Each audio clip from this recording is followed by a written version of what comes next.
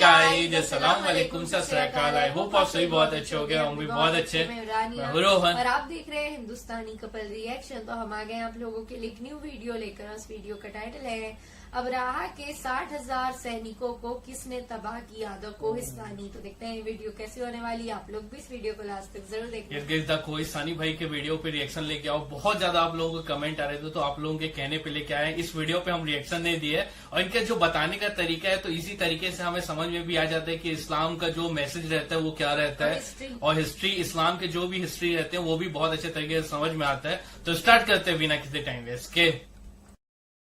अबराहा काबा से इतनी नफरत क्यों करता कि 60,000 फौज लेके काबा पर हमला कर दिया?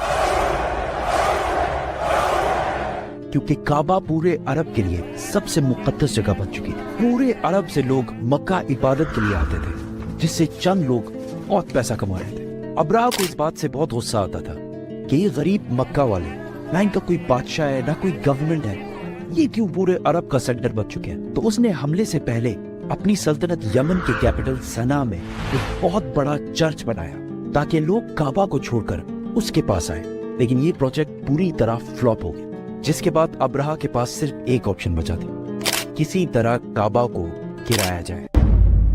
अबराहा किसी बादशाह के घर में पैदा नहीं हुआ था, बल्कि ये रोमन एम्पायर के एक छोटे से शहर के एक छोटे से बिजनेसमैन का गुलाम था। असल में मसला ये था कि यमन और हबशा की लड़ाई बहुत अरसे से चल रही थी, क्योंकि Yemen was dominated by Jews, यहूदी, और हबशा में सारे क्रिश्चियंस रहते थे। तो क्या होना था? तो पहले यहूदियों ने हमला किया और क्रिश्चियन इलाकों में बहुत तबाही मचाई, जिसकी वजह से सुपर पावर रोमन एम्पायर को बहुत गुस्सा आया। तब भी क्रिश्चियंस ही सुपर पावर थे, तो रोमन एम्पायर ने हबशा में अपने क्रिश्चियन भाइयों की मदद करके यमन में यहूदियों की सल्तनत हमेशा के लिए खत्म कर दी। और इस काम के लिए उन्होंने अपने ही गुलाम को भेजा, जिसका नाम था अबराहा, जो 1 लाख फौज लेकर गया और यहूदियों की तबाही मचा दी। इस जीत के बाद अबराहा बहुत ज्यादा स्ट्रांग हो गया और उसने यमन को अपने ही मुल्क हबशा से अलग कर लिया। हबशा के बादशाह को इस पर बहुत गुस्सा आया और उसने फिर एक फौज भेजी, लेकिन इस बार अबराहा के खिलाफ। इस नई फौज ने अपने ही जनरल को कत्ल करके अबराहा के सामने पेश किया और अबराहा के फौज में शामिल हो गया।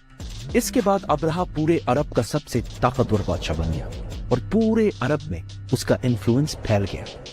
सिवाय एक चीज के, हर साल पूरे अरब से हजारों लोग मक्का में काबा के तवाफ के लिए जाया करते थे। तो अबराहा ने सोचा इसमें कौन सी बड़ी बात है, हम भी एक बना देते हैं। तो उसने अपने कैपिटल में एक आलीशान चर्च बनाया, जिसको उसने पूरे दुनिया के हीरे जवाहरात से भर दिया। ये बिल्डिंग पूरे अरब में सबसे खूबसूरत और आलीशान बिल्डिंग थी। अरबियों ने इससे पहले ऐसी कोई चीज नहीं देखी थी, लेकिन कोई भी इसकी इबादत के लिए नहीं आया और सब उसी पुराने काबा की तरफ जाते रहे। इतना खर्चा और इतना सब कुछ करने के बाद भी जब अबराहा फेल हुआ, तो उसके पास सिर्फ एक ही ऑप्शन बचा। तो उसने 60,000 लोगों की फौज जमा की और काबा पर हमला कर दिया।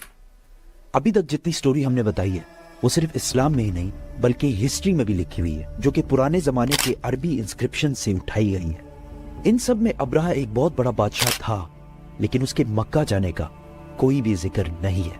लेकिन रीसेंट फाइंडिंग्स में कुछ ऐसी यहूदी इंस्क्रिप्शंस मिली हैं, जिसमें क्लियरली लिखा हुआ है कि अबराहा ने एक जगह पर हमला किया था, जिसमें उसे बुरी तरह शिकस्त हुई थी। तो अब बड़े बड़े हिस्टोरियंस भी इसको मक्का पर इसी हमले को करार दे रहे, जिसमें अबराहा अपने साथ कुछ हाथियों को भी लेकर गया था। अरबियों को पता था कि वो इनका मुकाबला नहीं कर सकते। कुछ कबीलों ने लड़ाई करने की कोशिश की, लेकिन अबराहा ने उन्हें कहा कि वो कोई खून खराबा नहीं चाहता, वो सिर्फ काबा को गिराना चाहता है ताकि लोग काबा को छोड़कर उसके चर्च में आए। आसपास सब लूटने के बाद जब वो मक्का पहुंचा, तो उसने उनके चीफ को बुलाया। तो अब्दुल मुतलिब ने आकर कहा कि आपने मेरे कुछ ऊंट कब्जा किए हैं, वो मुझे वापस कर दें। तो अबराहा ने हंस कर कहा कि मुझे तो लगा तुम बहुत बहादुर शख्स होगे, तुम्हें तो अपने ऊंटों की टेंशन है। तो अब्दुल मुतलिब ने कहा कि मैं सिर्फ अपने ऊंटों का मालिक हूं, इस घर का जो मालिक है वो जाने और तुम जानो, लेकिन इतना मैं बता दूं, आज तक कोई भी इस घर को नुकसान नहीं पहुंचा पाया। अल्लाह। अगले दिन अबराहा ने अपनी फौज को हमले का हुक्म दिया, लेकिन उसका हाथी रुक गया और बहुत कोशिश के बाद भी वो नहीं हिला। उसी वक्त आसमान से कुछ परिंदे आए और हर एक के मुंह में एक पत्थर था। ये ऐसे परिंदे थे कि उस दिन से पहले ना इन्हें कभी किसी ने देखा और ना उस दिन के बाद, और वो अब्राहा की फौज के लोगों को टारगेट कर करके मार रहे थे। अब इसको बहुत सारे हिस्टोरियंस ने स्मॉल पॉक्स की एक एक्सट्रीम किस्म का है, क्योंकि जैसे ही पत्थर इनके जिस्म को लगता था तो वो खारिश कर करके अपने ही गोश्त को निकाल देते, हत्ता कि कुछ लोगों की हड्डियां तक नजर आने लगी। इस हालत में ये फौज वापस भागी और अब्राहा की 60,000 की फौज तबाह बर्बाद हो गई। मक्का के कुरैश की ये जीत पूरे अरब में फैल गई और कुरैश अरब के नए बादशाह के तौर पर सामने आए।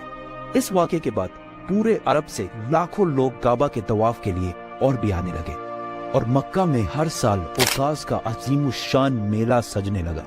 मक्का वालों की दौलत डबल ट्रिपल आसमान से बातें करने लगी। लेकिन इसी साल अचानक एक दिन ईरान के सबसे बड़े टेंपल में जो आग सालों से जल रही थी बुझ गई और उसी दिन मक्का में एक यतीम बच्चा पैदा हुआ जिसका नाम था Muhammad. Muhammad, read. So guys ये था वीडियो। आप देख सकते हो अब्राहा जो था कैसे मतलब जो काबा शरीफ से चिढ़ता था, ठीक है, क्योंकि वो लोग वहां पे जाते थे और उसका बहुत ज्यादा नुकसान हो रहा था। लेकिन आप देख सकते हो कि हमारा जो क्रिएटर है जो चाहता है वो ही होता है। कैसे उसने हमारे क्रिएटर ने उसके लश्कर को उसके सारे सैनिकों को डिस्ट्रॉय कर दिया और उसके बाद जो लास्ट में बताया गया कि ये मेरे को नहीं पता था कि ये लश्कर को तबाह करने के बाद हमारे नबी का जन्म होता है, ये जानने को मिला। बहुत अमेजिंग वीडियो था ये। और मैं ये जो स्टोरी है मैं इससे ये सीखी हूँ और ये सीख मिलती है इस स्टोरी से कि इंसान जब खुद को अपने हर चीज से बड़ा समझने लगता है, जो उसके अंदर बहुत ज्यादा एटीट्यूड आ जाता है, तो ये चीज समझनी चाहिए कि जो हमारा बनाने वाला है सारी तारीफें उसके लिए और वो सबसे महान है, ना कि हम इंसान। तो अपने आप को हमें नॉर्मल रखना चाहिए, नहीं तो हमारी औकात सिर्फ इतनी है कि हमारा क्रिएटर चाहे तो एक छोटी सी चिड़िया हो या छोटी सी चींटी हो, मच्छर हो, उससे भी हमारी जान जा सकती है। तो लोगों को यही इस जो ये स्टोरी है उससे ये सीख मिलनी चाहिए लोगों को। सो गाइस ये था वीडियो। आप लोगों को कैसा लगा जरूर कमेंट बॉक्स में कमेंट करके बताना। और अगर आप इस वीडियो पे न्यू होंगे तो इस वीडियो को लाइक कर देना, चैनल को सब्सक्राइब करके बेल नोटिफिकेशन ऑल पे सेट कर लेना। नेक्स्ट वीडियो में, तब तक के लिए बाय, लव यू गाइस।